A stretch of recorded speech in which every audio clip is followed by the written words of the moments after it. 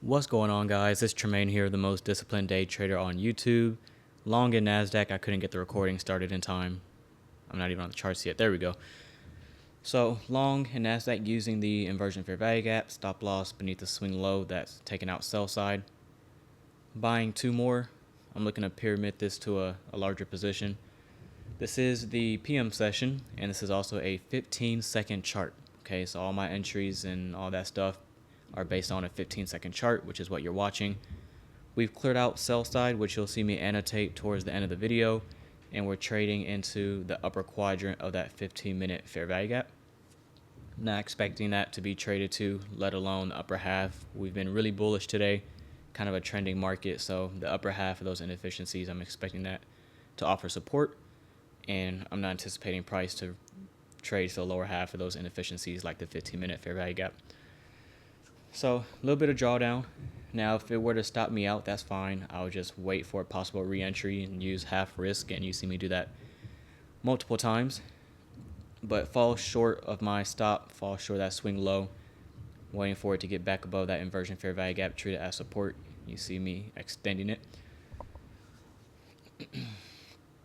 Aiming for an old new day opening gap, which is pretty much the rejection block on the daily chart prior to those all-time highs.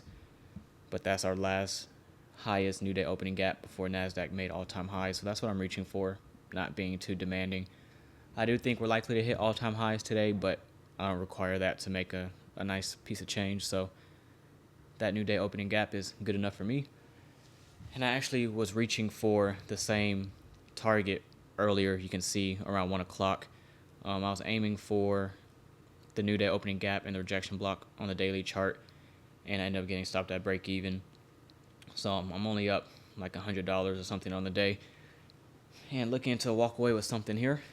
You can see price trading down again to the 15-minute fair value gap, and I had the quadrants on that range using a fib. So I had the upper quadrant, midpoint, the lower quadrant, and then obviously the low, because I want to really get some insight on how bullish we are. If we're only willing to work the upper quadrant, that's very bullish. If we work consequent encroachment but stay in the upper half, that's bullish. But anything in the lower half, like the lower quadrant or full repricing of that 15-minute fair value gap, that's not something I would like to see. Inversion fair value gap here, but why not make it a little bit more fancy? Suspension block. ICT just taught that yesterday. Okay, I'm not going to get into it here. That's his PD array. He came up with it. So if you want to learn more about the suspension block, just look up ICT suspension block on YouTube. But I'm buying some more inside of that suspension block. All right, so now I'm long 10 contracts. Again, this is a 15-second chart, risking no more than 1.5%. Inversion fair value gap again, and you're going to see me draw out an arrow in a little bit because I'm expecting that inversion fair value gap to offer support. There we go. And then again, mind you, this is a 15-second chart, real money, real funds, no prop firm, no paper trade. You'll see that towards the end of the video. This is a live personal account with real money, regulated brokerage with TradeStation. All right, we're also in that key time of day, that macro from 150 to 210. Okay, that's a macro for the PM session. If there's a time where I would expect movement, when do I want my trade to start spooling and heading towards the buy side, it would be within this 20-minute interval, 150 to 210 p.m. Tidy up the chart a little bit. I'm taking those quadrants off. And we're going to see the volatility start to pick up here as we approach 2 o'clock, kind of like the heart of the PM session.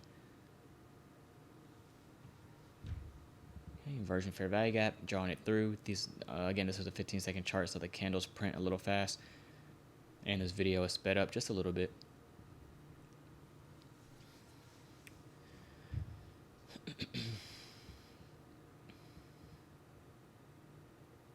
Gonna go ahead and take off those lines, trying to keep the charts clean, and that's the sell side that I'm referring to. So we've dropped down, clearing out the sell stops, failed to reach midpoint of the 15-minute fair value gap.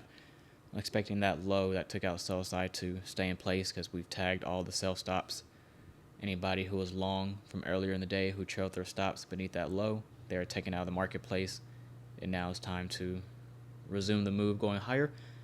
There you see me annotating. I want to see speed above that short-term high. If we get that, that would be a order flow signature. I cover that in my free mentorship playlist on YouTube.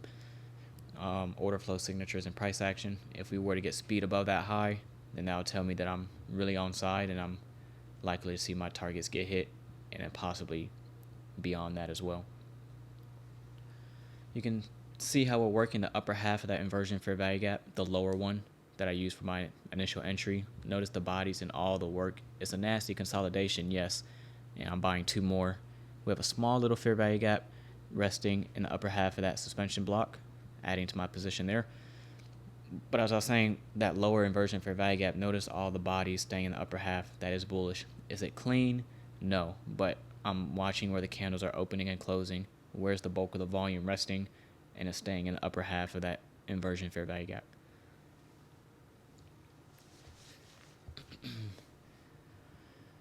All right, just working that suspension block, looking for speed above that price level, that minor buy side. Look at the bodies respecting consequent encroachment of that suspension block. It's just an inversion fair value gap, but by definition, it is a suspension block. So that's not me trying to sound fancy or be extra. I'm learning the terminology just like all of you. So if that's too complicated for you, just call it a inversion fair value gap. There's nothing wrong with that. All right, so that minor high was taken, and I'm wanting to see NASDAQ really start stepping on the gas here. I don't want to see much deeper tracements. I'm really wanting to see, can it find some footing and quickly gravitate towards the buy side. There we go. Look at that. That's pretty. Top left corner, market open. Okay, this isn't market replays. It's the real deal. All right. Now here, this portion of the video is not sped up. I put this at regular speed because I just want you to observe the volatility in which look at that, bam. And just like that, the business is done. Here you can see live account, real brokerage, trade station, and that's $5,000 on the day. Great start to October. Let me know how your trading day went to kick off Q4. I am done for the week. NFP protocol, I want it to be done by Thursday, or excuse me, I want it to be done by Wednesday, and I am done by Wednesday. So the rest of the trades in Discord will be on paper. I'm putting my personal account on pause till next week, withdraw these profits, and get ready to enjoy this weekend. So love y'all, man. Appreciate y'all rocking with me. Discord members, I'll see y'all on the live stream tomorrow morning at 9:15. All right, peace.